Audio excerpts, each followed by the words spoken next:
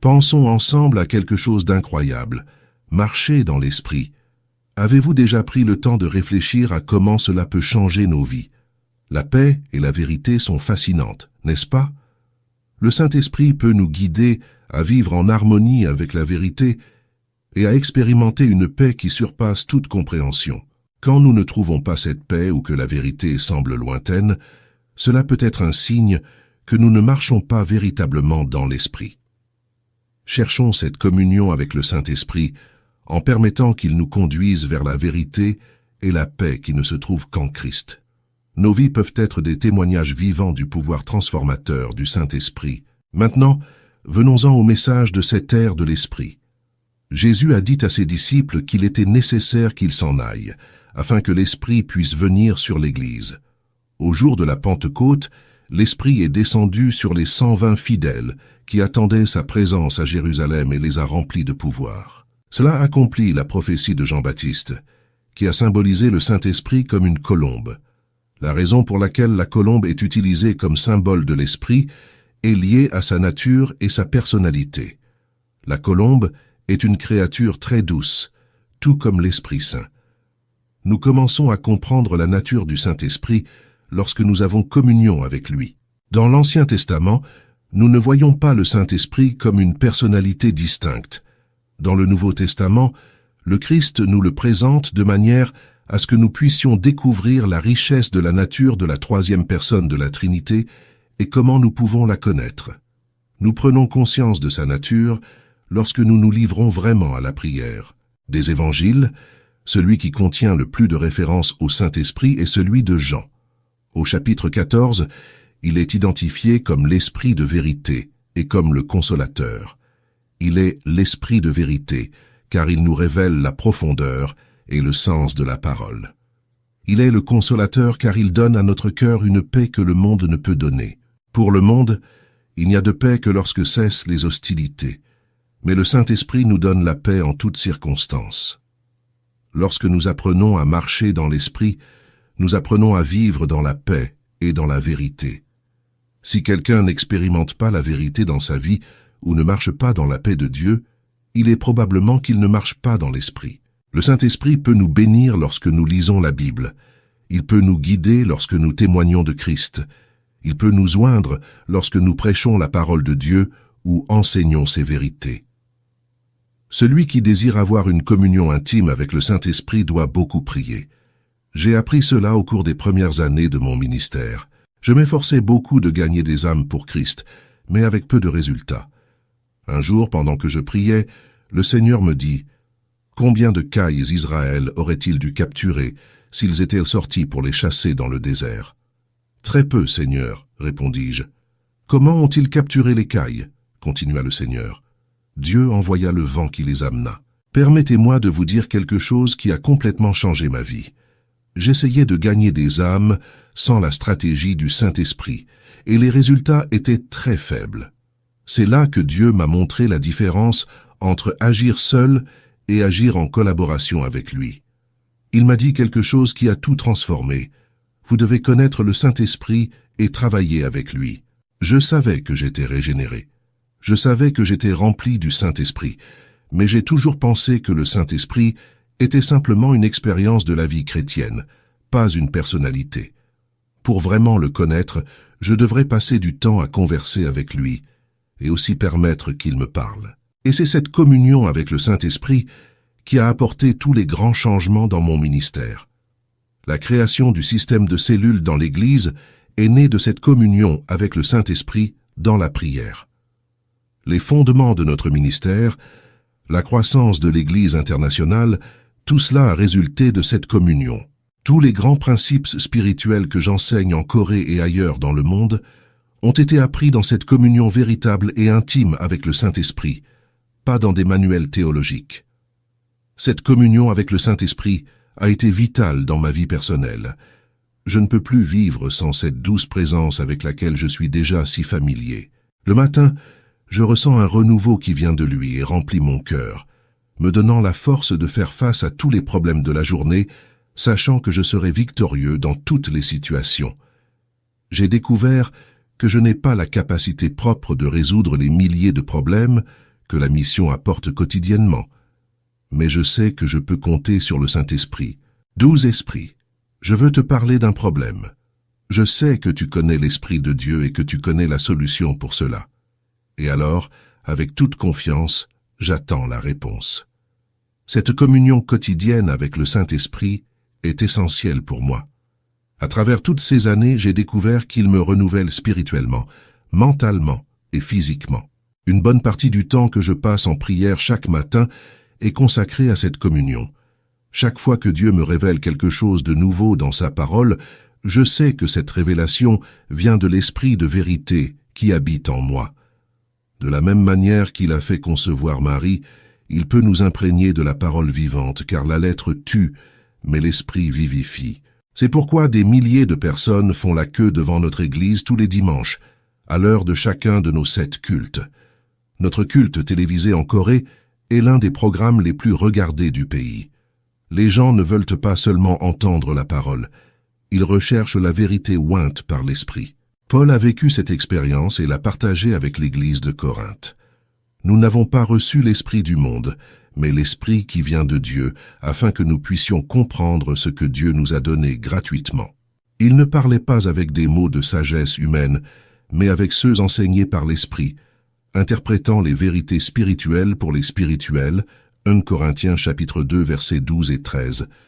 Le Saint-Esprit ne nous oint pas seulement pour prêcher la parole de Dieu avec puissance et autorité, mais il nous protège aussi contre les attaques de Satan. Être pasteur de la plus grande église du monde ne me protège pas des attaques. Les attaques du monde ne m'affectent pas autant, mais celles qui viennent des membres du peuple de Dieu peuvent faire plus de mal. La communion quotidienne avec le Saint-Esprit nous protège, non pas des attaques en elles-mêmes, mais de leurs conséquences. Voici l'exemple d'Étienne, le premier martyr de l'Église. Il proclamait la parole de Dieu avec grande puissance, mais la réaction du peuple fut un désir ardent de le tuer, en raison de la conviction de péché que ses paroles provoquaient. En entendant cela, ils étaient furieux dans leur cœur et grinçaient des dents contre lui. Mais Étienne, rempli du Saint-Esprit, fixant les yeux vers le ciel, vit la gloire de Dieu et Jésus debout à la droite de Dieu, et il dit, « Voici, je vois les cieux ouverts, et le Fils de l'homme debout à la droite de Dieu. » Actes chapitre 7, versets 54 à 56. Paul conclut sa lettre à l'église de Corinthe par « Que la grâce du Seigneur Jésus-Christ, l'amour de Dieu et la communion du Saint-Esprit soient avec vous tous. » 2 Corinthiens chapitre 13, verset 14. Il mentionne à nouveau la communion du Saint-Esprit dans Philippiens chapitre 2, verset 1. Si vos prières sont vides et ne revitalisent pas votre vie spirituelle, peut-être n'obéissez-vous pas à l'exhortation de Paul et n'avez-vous pas communion avec le Saint-Esprit. L'Esprit vous donnera joie, paix et certitude de faire ce qui est juste. Souvenez-vous, le royaume de Dieu ne consiste pas en nourriture et en boisson, mais en justice, paix et joie dans le Saint-Esprit. Paul écrivait dans sa première lettre à l'église de Corinthe au sujet des dons spirituels. « Je ne veux pas, frères, que vous soyez dans l'ignorance. » 1 Corinthiens chapitre 12, verset 1. Ce verset pourrait être écrit aujourd'hui, car une grande partie de l'Église ignore les dons et manifestations du Saint-Esprit. Beaucoup connaissent ces dons, mais ne savent pas comment les exercer ni quand le moment est opportun. Le Saint-Esprit entre dans une personne au moment de la nouvelle naissance, et la Bible nous conseille de chercher une relation de plus en plus intime avec lui. J'appelle cela recevoir la plénitude du Saint-Esprit. Nous atteignons cette plénitude par la prière, et aussi par la prière, nous apprenons à exercer nos dons spirituels. Paul mentionne les dons de ministère dans diverses références bibliques, et ces dons sont distribués selon la volonté de l'Esprit. Paul a vécu cette expérience et l'a partagée avec l'Église de Corinthe. Nous n'avons pas reçu l'Esprit du monde, mais l'Esprit qui vient de Dieu, afin que nous puissions comprendre ce que Dieu nous a donné gratuitement. Il ne parlait pas avec des mots de sagesse humaine, mais avec ceux enseignés par l'Esprit, interprétant les vérités spirituelles pour les spirituels. 1 Corinthiens chapitre 2 versets 12 et 13. Le Saint-Esprit ne nous oint pas seulement pour prêcher la parole de Dieu avec pouvoir et autorité, mais il nous protège aussi des attaques de Satan. Être pasteur de la plus grande église du monde ne me préserve pas des attaques. Les attaques du monde ne m'affectent pas autant, mais celles venant des membres du peuple de Dieu peuvent faire plus de mal. La communion quotidienne avec le Saint-Esprit nous protège, non pas des attaques en elles-mêmes, mais de leurs conséquences. Voyez l'exemple d'Étienne, le premier martyr de l'Église.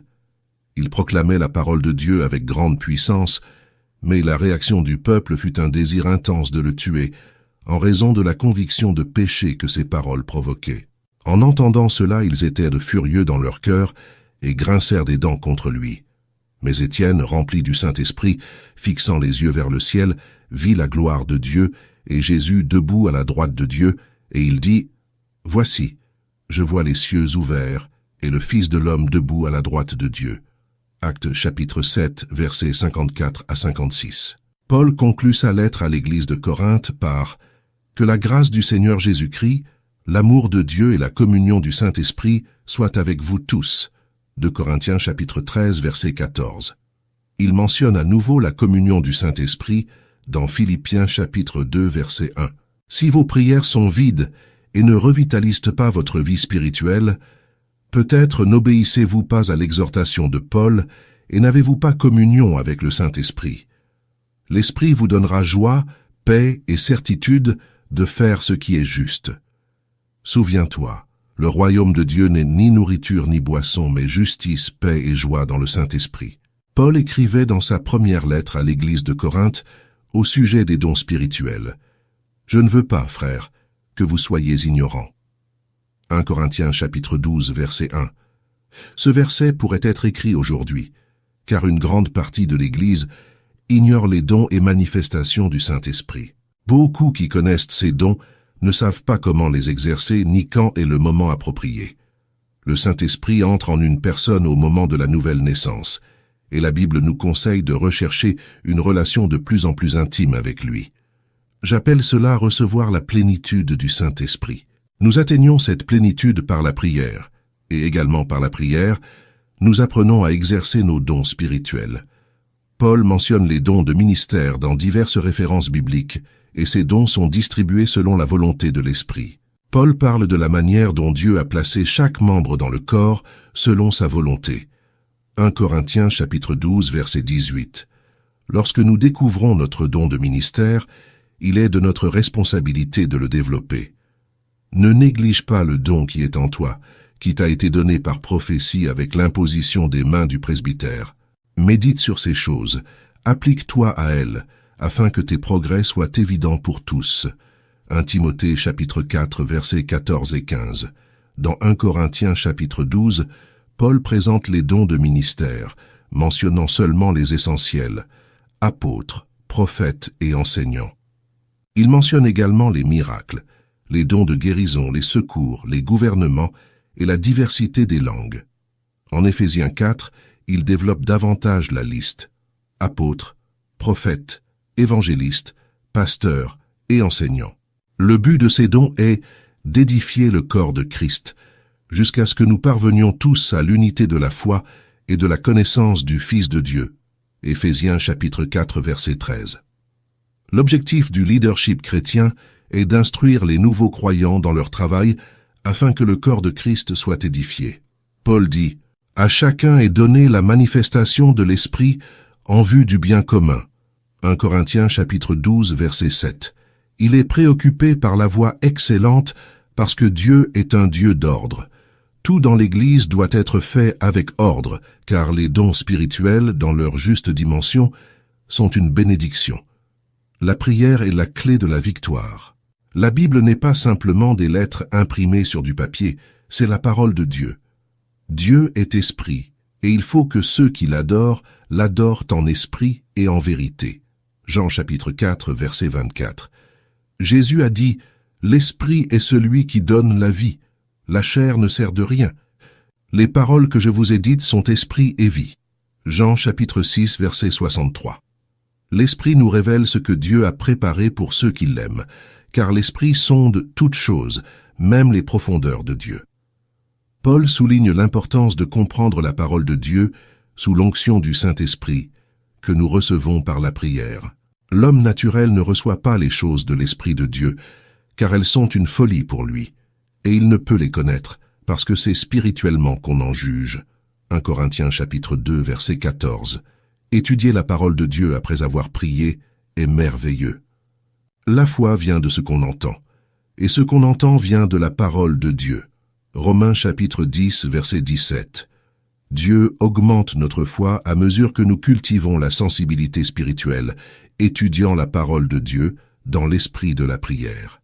Notre dépendance de Dieu accroît notre sensibilité spirituelle. J'ai appris que lorsque je fais entièrement confiance au Seigneur, il me guide et me donne une compréhension spirituelle. C'est essentiel pour un croyant qui veut se nourrir des Écritures. Ceux qui ont déjà développé une sensibilité spirituelle peuvent digérer la nourriture solide de la parole de Dieu, tandis que ceux qui n'ont pas encore cette sensibilité ne peuvent ingérer que le lait spirituel. Une nuit, lors du culte familial dévotionnel, l'un de mes fils a dit quelque chose qui a montré l'importance de dépendre complètement du Saint-Esprit. J'ai demandé à mes enfants, « Vous connaissez votre Père, n'est-ce pas ?» Ils ont répondu que oui. « Aujourd'hui, votre Père n'est-il pas le pasteur de la plus grande église du monde ?» Ils ont confirmé à nouveau. Alors j'ai continué. « Regardez-moi. Il y a quelque temps, j'étais atteint de tuberculose et presque mourant. Aucun médecin ne pouvait me guérir et j'étais trop pauvre pour aller à l'hôpital. J'ai arrêté mes études après la première année de lycée. Je n'ai pas une position sociale élevée, ni d'ancêtres célèbres. En tant que personne, je n'ai pas de qualité que les hommes admirent.